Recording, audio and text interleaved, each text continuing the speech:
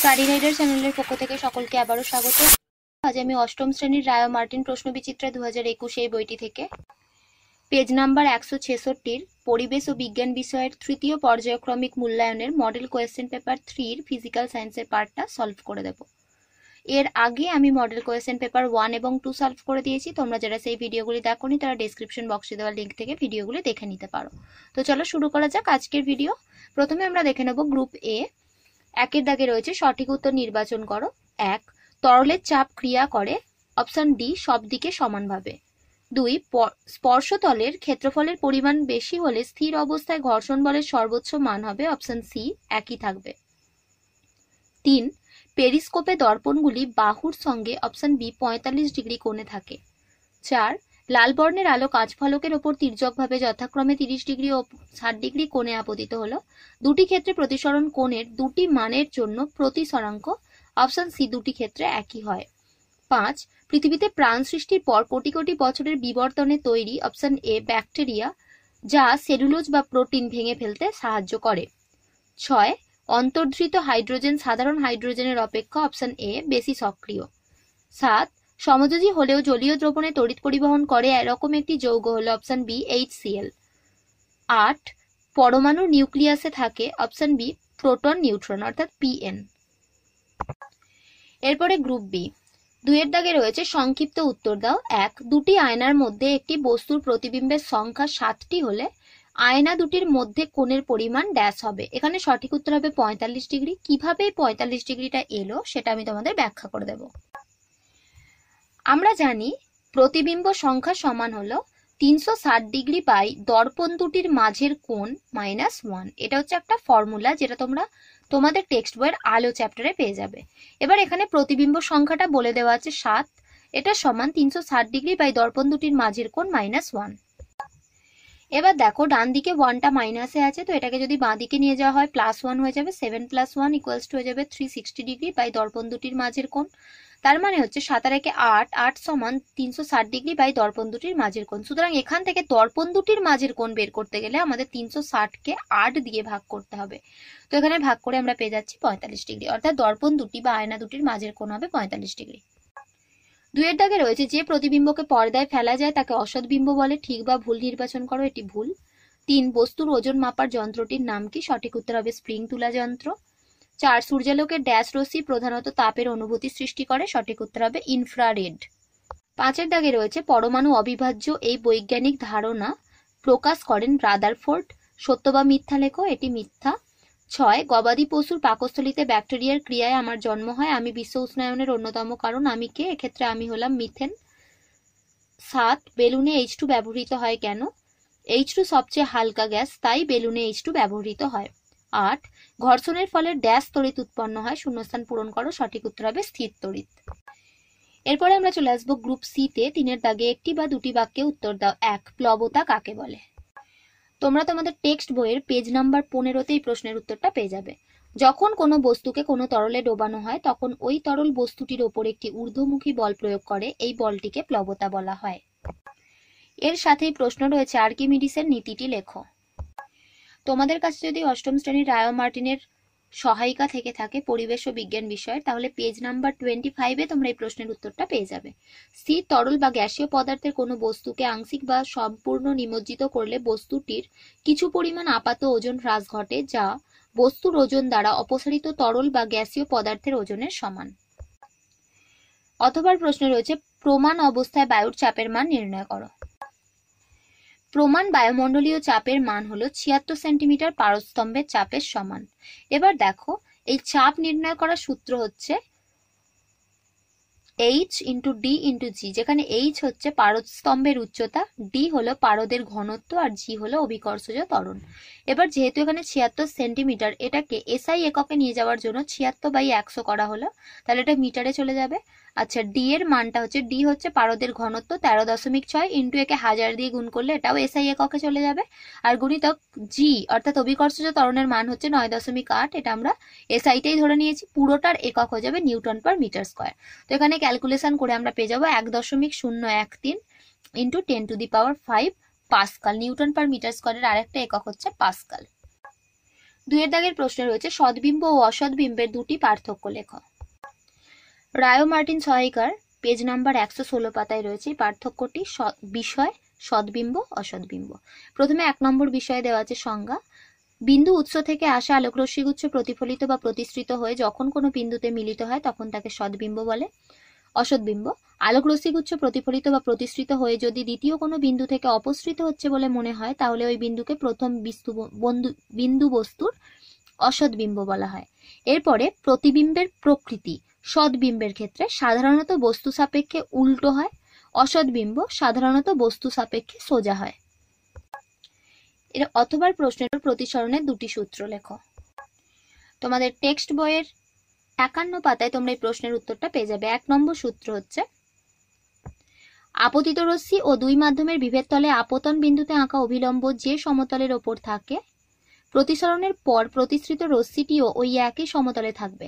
2 নম্বর সূত্র প্রতিসরণের সময় যদি আলোর রং ও মাধ্যম দুটি একই থাকে তাহলে প্রতিসরাঙ্কের মানও একই থাকবে, অর্থাৎ আপতন কোণ ও প্রতিসরণ কোণের মান পরিবর্তিত হলেও প্রতিসরাঙ্কের মান পরিবর্তিত হবে না।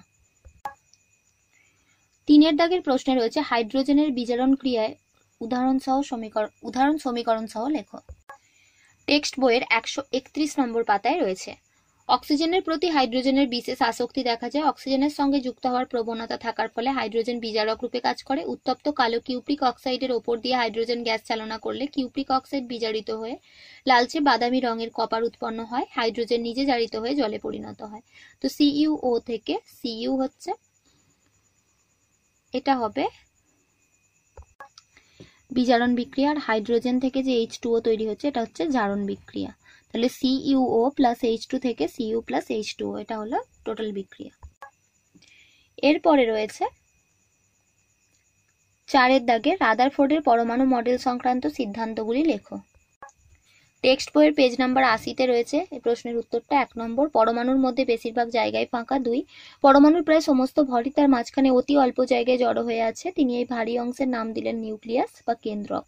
3 পরমাণু নিউক্লিয়াসের মধ্যেই তার সমস্ত ধনাত্মক চার্জ সীমাবদ্ধ থাকে। 4 নিউক্লিয়াসকে কেন্দ্র করে ইলেকট্রনগুলো নানান বৃত্তাকার কক্ষপথে ঘুরছে। অথবার প্রশ্নে রয়েছে রাসায়নিক বন্ধন কাকে বলে।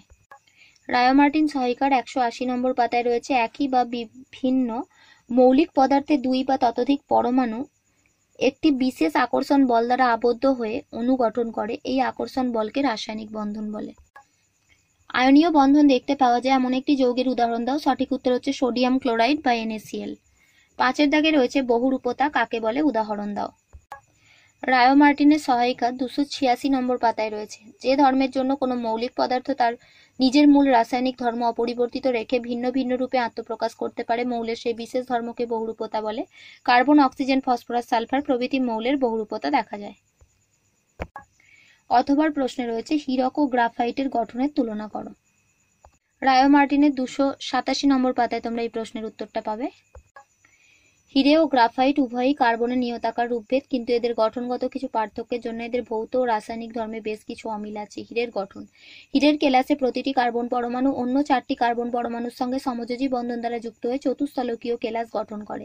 এইভাবে বহু সংখ্যক চতুস্থলকীয় একক ত্রিমাত্রিকভাবে বিন্যস্ত হয়ে অতিকায় হীরের অণু গঠন করে।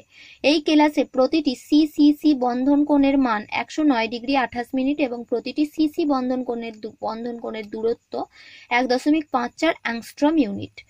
পরমাণুগুলি পরস্পর দৃঢ়ভাবে সংযুক্ত থাকে, তাই হীরে কঠিন ও শক্ত। গ্রাফাইটের গঠন: গ্রাফাইট কেলাসে প্রতিটি কার্বন পরমাণু অপর 3টি কার্বন পরমাণুর সঙ্গে সমতলীয়ভাবে যুক্ত থেকে ষড়ভুজাকার কেলাস গঠন করে। এক্ষেত্রে প্রতিটি কার্বন পরমাণুর ওপর একটি করে অযুগ্ম ইলেকট্রন থাকে। প্রতিটি স্তরে সিসি কার্বন বন্ধন দৈর্ঘ্য 1.42 অ্যাংস্ট্রম ইউনিট। দুটি বিভিন্ন স্তরের কার্বন পরমাণুর মধ্যে দূরত্ব 3.35 অ্যাংস্ট্রম ইউনিট। গ্রাফাইটের গঠনে বিভিন্ন স্তরগুলি পরস্পর সমান্তরালভাবে সাজানো থাকে এবং স্তরগুলির মধ্যে আকর্ষণ বল খুব দুর্বল বলে একটি স্তর অপর স্তরের ওপর দিয়ে সহজে পিছলে যায়, তাই গ্রাফাইট ভঙ্গুর। এরপরে আমরা গ্রুপ ডিতে চলে আসবো। 4 দাগে রয়েছে 3-4টি বাক্যে উত্তর দাও। 1 15 কেজি ভরের একটি বস্তুকে পৃথিবী কত বল দ্বারা টানে? বস্তুর ভর 15 কেজি, অভিকর্ষজ ত্বরণ সমান হচ্ছে 9.8 মিটার পার সেকেন্ড স্কয়ার। তাহলে পৃথিবী বস্তুটিকে 15 গুণিতক 9.8 KG metre per second square, অর্থাৎ এটাকে গুণ করলে আমরা পেয়ে যাবো 147 নিউটন বল দ্বারা টানে। একটি কঠিন বস্তু একটি তরলের ঘনত্ব সমান, ওই কঠিন বস্তুকে তরলে নিমজ্জিত করলে কি ঘটবে? সম্পূর্ণ নিমজ্জিত করলে কঠিন বস্তুটি ওই তরলের যে কোনো স্থানে ভাসবে। অতবার প্রশ্নে রয়েছে 11 ঘন সেমি জল জমে 12 ঘন সেমি বরফ হয়, এক খণ্ড বরফ জলে ভাসলে কত অংশ জলের উপরে থাকবে এবং কত অংশ জলের নিচে থাকবে? অতবার প্রশ্নে রয়েছে 11 ঘন সেমি জল জমে 12 ঘন সেমি বরফ হয়, এক খণ্ড বরফ জলে ভাসলে জলের উপরে থাকবে সমান 12 - 11/12 অংশ, অর্থাৎ 1/12 অংশ জলের উপরে থাকবে, তাই জলের নিচে থাকবে 11/12 অংশ। 2 এর দাগে রয়েছে বায়ু সাপেক্ষে কাচের প্রতিসরাঙ্ক 1.5 বলতে কি বোঝায়? সহায়িকার 110 পাতায় রয়েছে বায়ু সাপেক্ষে কাচের প্রতিসরাঙ্ক 1.5 বলতে বোঝায় আলোকরশ্মি বায়ু থেকে কাচে প্রতিসৃত হলে আপতন কোণের সাইন ও প্রতিসরণ কোণের সাইনের অনুপাত হয় 1.5, অথবা নির্দিষ্ট বর্ণের আলোকরশ্মির জন্য বায়ু মাধ্যমে ও কাচ মাধ্যমে আলোর বেগের অনুপাত হয় 1.5। অভ্যন্তরীণ পূর্ণ প্রতিফলন কাকে বলে? 112 নম্বর পাতায় পেয়ে যাবে এই প্রশ্নের উত্তরটা। ঘন মাধ্যম থেকে লঘু মাধ্যমে প্রতিসৃত হওয়ার সময় আলোকরশ্মি দুই মাধ্যম দুটির সংকট কোণ অপেক্ষা বেশি কোণে আপতিত হলে আপতিত আলোকরশ্মির প্রায় সবটুকু অংশই বিভেদ তল থেকে প্রতিফলিত হয়ে পুনরায় ঘন মাধ্যমে ফিরে আসে। এই আলোকীয় ঘটনাকেই অভ্যন্তরীণ পূর্ণ প্রতিফলন বলা হয়। অথবার প্রশ্নে রয়েছে 60 ডিগ্রি কোণে আনত দুটি সমতল দর্পণের মাঝে একটি অস্বচ্ছ বিন্দু বস্তু থাকলে কটি প্রতিবিম্ব সৃষ্টি হয়? প্রতিবিম্ব সংখ্যা সমান হচ্ছে 360 ডিগ্রি বাই দর্পণ দুটির মাঝের কোণ -1। এটা সমান 360 ডিগ্রি বাই দর্পণ দুটির মাঝের কোণ দেওয়া রয়েছে 60 ডিগ্রি, তাহলে 360 ডিগ্রিকে 60 ডিগ্রি দিয়ে ভাগ করলে কাটাকুটি করে পেয়ে যাবো 6 -1, 6 থেকে 1 মাইনাস করলে হয় 5, অর্থাৎ প্রতিবিম্ব সংখ্যা হবে 5টি। এই প্রতিবিম্বটি সৎ না অসৎ উল্লেখ করো। প্রতিবিম্বটি অসৎ। 3 এর দাগে রয়েছে জিঙ্ক ধাতুকে পৃথক পৃথকভাবে অ্যাসিড ও ক্ষারের সাথে বিক্রিয়া করানো হলে উৎপন্ন বিক্রিয়াজাত পদার্থ সম্বন্ধে কি ধারণা করা যায়? বিক্রিয়াগুলির সমীকরণ দাও। জিঙ্ক ধাতুকে পৃথক পৃথকভাবে অ্যাসিড ও ক্ষারের সাথে বিক্রিয়া ঘটানো যায়। উৎপন্ন বিক্রিয়াজাত পদার্থ হিসেবে উভয় ক্ষেত্রেই লবণ ও জল উৎপন্ন হয়। এক্ষেত্রে জানা যায় লঘু অ্যাসিড বা ক্ষারীয় দ্রবণ থেকে জিঙ্ক হাইড্রোজেন গ্যাস উৎপন্ন করতে পারে। অ্যাসিডের সাথে বিক্রিয়া Zn + H2SO4, অর্থাৎ এটা হচ্ছে সালফিউরিক অ্যাসিড, জিঙ্কের সাথে সালফিউরিক অ্যাসিড মেশানো হয়েছে, তো এক্ষেত্রে তৈরি হয়েছে ZnSO4 + H2, অর্থাৎ জিঙ্ক সালফেট এবং তার সাথে সাথে হাইড্রোজেন গ্যাস। এরপরে ক্ষারের সাথে বিক্রিয়া Zn মানে জিঙ্ক + 2NaOH, অর্থাৎ সোডিয়াম হাইড্রোক্সাইডের সাথে বিক্রিয়া হচ্ছে। এটা থেকে পাওয়া যাচ্ছে Na2ZnO2, অর্থাৎ সোডিয়াম জিঙ্কেট এবং তার সাথে সাথে হাইড্রোজেন গ্যাস। অথবার প্রশ্ন রয়েছে আম্লিক অক্সাইড, ক্ষারকীয় অক্সাইড এবং উভধর্মী অক্সাইড বলতে কি বোঝায়? উদাহরণ সহ লেখো। আম্লিক অক্সাইড অধাতুর সঙ্গে অক্সিজেনের বিক্রিয়ায় যে অক্সাইড উৎপন্ন হয় তাকে আম্লিক অক্সাইড বলে। এই অক্সাইডগুলি জলে দ্রবীভূত হয়ে অ্যাসিড উৎপন্ন করে, যেমন কার্বন ডাই অক্সাইড। এরপরে চলে আসছি ক্ষারকীয় অক্সাইড। ধাতুর সঙ্গে অক্সিজেনের বিক্রিয়ায় যে অক্সাইড উৎপন্ন হয় তাকে ক্ষারকীয় অক্সাইড বলে, যেমন সোডিয়াম অক্সাইড। উভধর্মী অক্সাইড যেসব অক্সাইড অ্যাসিড ও ক্ষার উভয়ের সঙ্গে বিক্রিয়া করে লবণ ও জল উৎপন্ন করে তাকে উভধর্মী অক্সাইড বলে, যেমন জিঙ্ক অক্সাইড। 4 এর দাগে রয়েছে H2S, NH3 ও CCl4 এর গঠন চিত্র আঁকো। গঠন চিত্র প্রথমে H2S এর দেখো S মাঝখানে থাকবে, দুদিকে দুটো H থাকবে। তারপরে NH3, N মাঝখানে থাকবে এবং 3টে H থাকবে এইভাবে। আর CCl4 এর ক্ষেত্রে C মাঝখানে থাকবে এবং চারিদিকে 4টে Cl থাকবে। অথবার প্রশ্নে রয়েছে কোন মৌলের পরমাণু ক্রমাঙ্ক ও ভর সংখ্যা কখন পরস্পরের সমান হবে? কোন মৌলের পরমাণু ক্রমাঙ্ক সমান প্রোটন সংখ্যা এবং ভর সংখ্যা সমান প্রোটন সংখ্যা প্লাস নিউট্রন সংখ্যা, অর্থাৎ কোন পরমাণু নিউক্লিয়াসে যদি নিউট্রন অনুপস্থিত থাকে তবে পরমাণু ক্রমাঙ্ক ভর সংখ্যা সমান হবে, কারণ প্রোটন সংখ্যা কখনো শূন্য হতে পারে না। কঠিনের গলন বলতে কি বোঝায়? পেজ নম্বর 74-এ পেয়ে যাবে সহায়িকা বইয়ের। স্থির উষ্ণতায় কঠিন পদার্থে তাপ গ্রহণের ফলে তরলে রূপান্তরের ঘটনাকে গলন বলে। 5 এর দাগের প্রশ্নে রয়েছে কার্বন ডাই অক্সাইড ও অ্যামোনিয়া থেকে কিভাবে ইউরিয়া উৎপাদন করা হয় শর্ত সহ লেখো। টেক্সট বইয়ের 149 নম্বর পাতায় তোমরা এই প্রশ্নের উত্তরটা পেয়ে যাবে। ফসল ফলাতে চাই নাইট্রোজেন ঘটিত রাসায়নিক সার। সবচেয়ে বেশি ব্যবহৃত নাইট্রোজেন ঘটিত সারগুলোর অন্যতম হলো ইউরিয়া। কার্বন ডাই অক্সাইড আর অ্যামোনিয়ার বিক্রিয়ায় ইউরিয়া তৈরি করা হয়। CO2 + 2NH3 200 ডিগ্রি সেলসিয়াস উষ্ণতা এবং 150 অ্যাটমসফিয়ার চাপ দিলে CONH2 অর্থাৎ ইউরিয়া তৈরি হয় এবং তার সাথে H2O অর্থাৎ জল উৎপন্ন হয়। কার্বন চক্র কাকে বলে? টেক্সট বইয়ের 135 নম্বর পাতায় পাবে। কখনো পরিবেশ থেকে জীবদেহে আবার কখনো জীবদেহ থেকে পরিবেশে কার্বনের স্থানান্তর ঘটে। পরিবেশ ও জীবদেহের মধ্যে কার্বনের এই চক্রাকার আবর্তনকে কার্বন চক্র বলে। অথবা প্রশ্নে রয়েছে কি ঘটে রাসায়নিক সমীকরণ সহ লেখো। এ জ্বলন্ত পটাশিয়াম টুকরো কার্বন ডাই অক্সাইড পূর্ণ গ্যাস জারে প্রবেশ করানো হলো। টেক্সট বইয়ের পেজ নাম্বার 153 পেয়ে যাবে। জ্বলন্ত পটাশিয়ামের টুকরো কার্বন ডাই অক্সাইড পূর্ণ গ্যাস জারে প্রবেশ করলে পটাশিয়ামকে জ্বলতে দেখা যাবে। 4K + 3 CO2 থেকে হবে 2K2CO3 + C। বি এর দাগে রয়েছে ম্যাগনেসিয়াম কার্বনেটের টুকরো লঘু হাইড্রোক্লোরিক অ্যাসিড দ্রবণে ফেলা হলো। ম্যাগনেসিয়াম কার্বনেটের টুকরো লঘু হাইড্রোক্লোরিক অ্যাসিড দ্রবণে ফেলা হলে magnesium chloride, carbon die oxide ও জল উৎপন্ন হয়। MgCO3 + 2HCl থেকে হবে MgCl2 + CO2 + H2O। 6 এর দাগের অঙ্কে রয়েছে নিচের ফাঁকা ঘর পূরণ করো। বিক্রিয়া, উৎপন্ন গ্যাসের নাম ও সংকেত। এ, হলুদ রঙের সালফারকে তাপ দিয়ে গলিয়ে তার উপর দিয়ে হাইড্রোজেন গ্যাস চালনা করা হলো। এক্ষেত্রে উৎপন্ন গ্যাস হলো হাইড্রোজেন সালফাইড আর সংকেত হবে H2S।